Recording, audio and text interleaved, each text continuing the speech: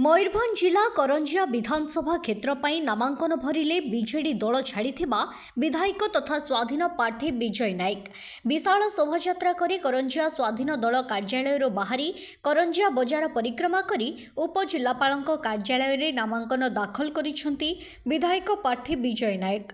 विजयଙ୍କ सह स्वाधीन दलर शताधिक कर्मी माने उपस्थित थिले। शह शह कर्मी गहणरे बेस उत्साहर सहित नामांकन भरिथिले। करंजिया निर्वाचन मंडलीर प्रमुख समस्या को मुद्दा करी निर्वाचन को ओह्लाइछंती पूर्वतन विधायक तथा स्वाधीन प्रार्थी विजय नायक।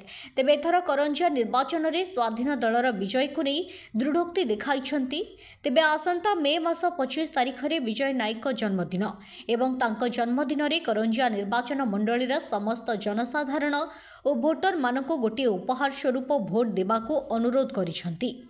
मयूरभंज जसीपुर लिकेश पंडांक रिपोर्ट फोकस प्लस।